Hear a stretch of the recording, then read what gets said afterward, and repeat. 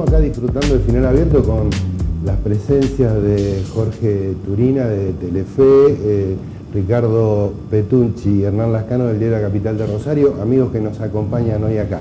Entonces había quedado, Ricardo, algún comentario que querías hacer. Sí, mira, viste en esto de que ninguno de los dos respondía preguntas, los dos salían por otro lado, que me parece que estaba perfectamente decidido como una estrategia del debate, pero la cuestión es que Scioli no respondió preguntas que tienen que ver con este gobierno. No se hizo cargo de las cuestiones que le atribuía Macri a este gobierno. No se hizo cargo de Aníbal, no se hizo cargo de Kicillof, no se hizo cargo de nada. Pero Macri no respondió de lo que va a hacer.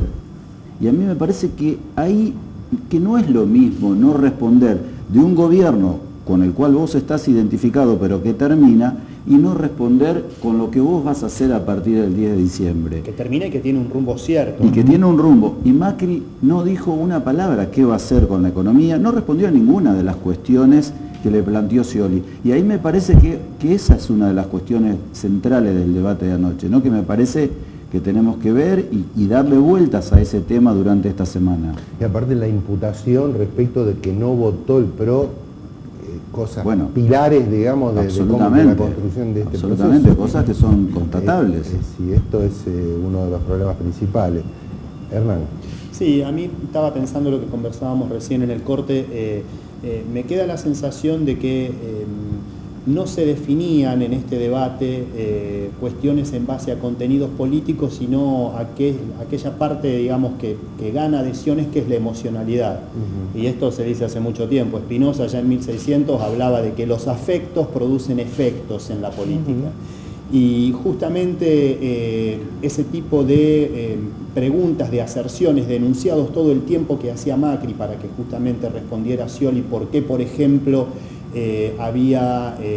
si él privilegiaba la educación, no había logrado hacer terminar en los 8 años de su gobierno en la provincia de Buenos Aires los ciclos lectivos de 180 días.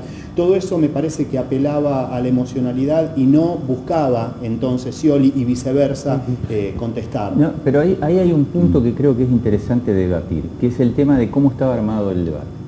El debate era una exposición de cada uno de ellos. Yo soy bastante crítico de cómo fue el debate, y ahora te lo explico. Pero yendo puntualmente a lo que él dice, cuando se hacían las preguntas no era para hacerle una pregunta al otro, sino afirmando cosas y a lo mejor a lo sumo marcándole algún error o tratándole de horadar con alguna otra cosa al contrincante. Sí, claro. Me parece que fue eso. Pero el debate en general me pareció, por ejemplo, había 4 módulos, donde cada uno de los módulos vos tenías 2 minutos para hablar de todo. Educación. Sí, por ejemplo, cuando tenían que hablar de institucionalidad, tenían que hablar de la relación con la Cámara, con la legislatura, con el Congreso Nacional, tenían que hablar cómo era la independencia del Poder Judicial, tenían que hablar del memorándum de la AMIA, tenían que hablar de Malvinas, tenían que hablar de la reforma del Código Procesal. ¿Cómo hacen 2 minutos para hablar de todo eso? Entonces me parece que estaba ahí, es medio difícil. Es un paso espectacular el que puedan debatir, que puedan charlar, me parece muy bien. Bueno, me parece que hay que darle una vuelta de tuerca. Lo que me parece que hay que hacer es ese ida y vuelta, que no logramos tampoco acá, porque hay que recordar que acá en Rosario también tuvimos ya 2 debates de 2 elecciones a candidatos a gobernadores, donde no pudimos lograr, y intentamos, yo participé en ellas, de que debatieran mano a mano, que pudieran intercambiar ideas. No se pudo, y creo que anoche tampoco sucedió. Ricardo, cuando decimos, bueno, el debate en sí mismo tiene una potencia, pero tiene tal vez más potencia lo que pasa después, la interpretación, el proceso de interpretación, los medios de referencia, que siguen siendo la prensa escrita, un puñado de diarios. Cuando hay que ir ahí a la interpretación, ¿cómo lo sentiste por ahí anoche cuando te tocó, digamos, por ahí armar la tapa del diario o ver cómo editar eso? ¿Qué se pensó? No, ninguna sorpresa en realidad en las interpretaciones, me parece, porque ya anoche mismo los canales te estaban diciendo, en realidad, antes que terminara el debate ya estaban las encuestas definidas, ya estaba todo definido, las posiciones. Yo creo que como a la gente no le cambió el voto que tenía definido, me parece que tampoco los canales se movieron de eso. Igual operaron, Igual sí, operaron. Pero me parece que lo importante es lo que dejó el debate de acá al domingo. Yo creo que es importante cómo aprovecha cada uno de los candidatos las falencias que mostró el otro en estos días. Cómo trabaja Scioli lo que no contestó Macri, cómo eventualmente trabajará Macri lo que no pudo contestar Scioli. Me parece que como cada uno de ellos cabalgue sobre ese discurso, eso sí puede ser importante a la hora de definir votos. Me da la sensación. En la medida que hagan una producción sobre eso, digamos, Claro. eso que usen las imágenes. Sí, y que se insista con esa idea, ¿no? O sea, a ver, que Scioli insista con la idea de las respuestas que no dio Macri. ¿Por qué no las dio? ¿No las tiene? ¿No las puede dar? ¿No las quiere dar? Digamos, y del otro lado el PRO, supongo yo, que tendrá también la misma estrategia sobre las falencias que mostró Scioli, que evidentemente las tuvo también. A propósito de las interpretaciones, a mí me pareció significativo ayer ver, digamos, cómo los medios que se han pronunciado con afinidad por uno u otro candidato justamente actuaron.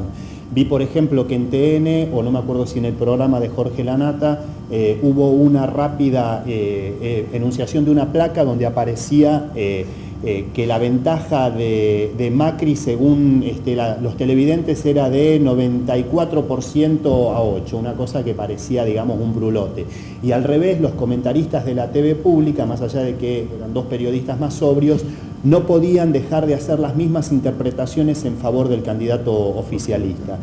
Pero insisto, me parece que lo que se juega en un espacio difícil de mensurar, que es ese espacio que no votó ni a uno ni a otro.